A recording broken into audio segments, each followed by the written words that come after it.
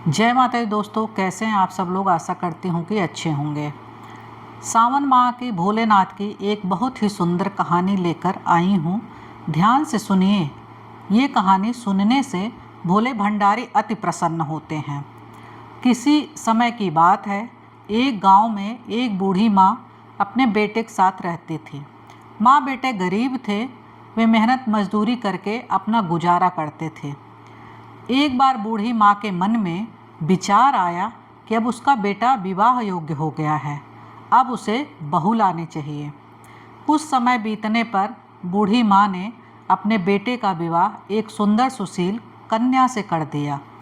उसकी बहू नित्य प्रति जल्दी उठकर घर की साफ सफाई करती और स्नान करती, फिर भगवान शिव का में ही पूजन करती। विवाह के बाद सावन का महीना आया।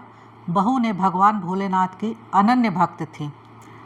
उसने मन में ये विचार आया कि वह सावन के महीने में शिवलिंग पर जल अर्पित करें।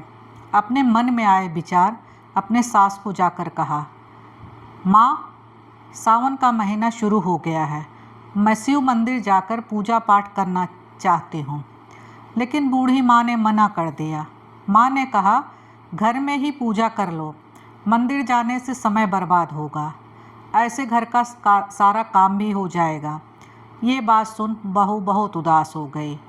उदास होकर घर के कामों में लग गई। उस दिन उसने कुछ भी अन्न जल ग्रहण नहीं किया।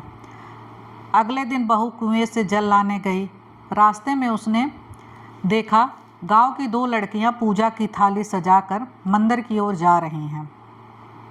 उसने उनको रोका और पूछा, तुम सब कहाँ जा रही हो?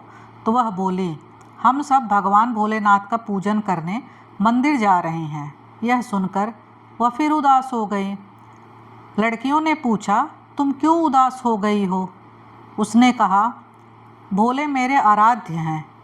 मेरी सास ने मुझे मंदिर जाकर पूजा करने से मना कर दिया।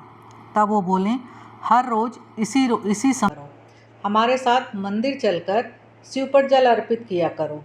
तब वह बोली, लेकिन मेरे पास पूजा की कोई सामग्री नहीं है, घर से लाऊंगी तो सास को पता चल जाएगा।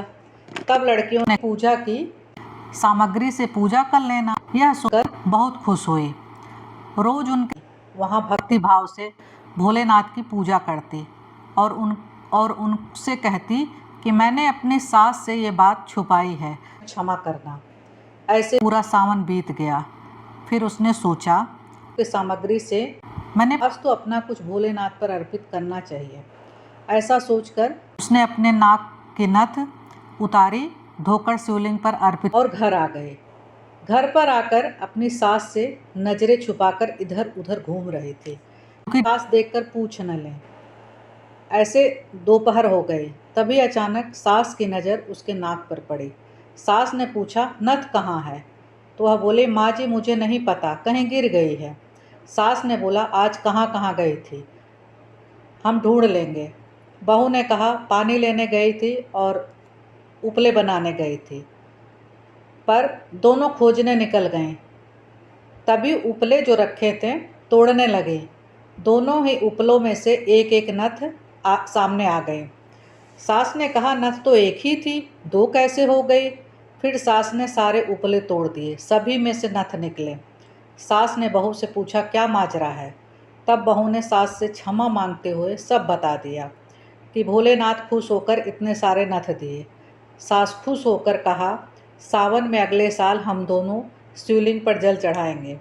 अगले सावन में दोनों ने साथ में पूजा किया। अन्न धन घर से भर गया। बहू और सास के बहू को पुत्र हुआ। तो हे भोलेनाथ, जैसे कृपा सास बहू पर किए हो, वैसे ही कहानी कहने वाले, कहानी सुनने वाले और हुंकारा भरने वालों पर कृपा बनाए रखना। जय भोले भंडारी।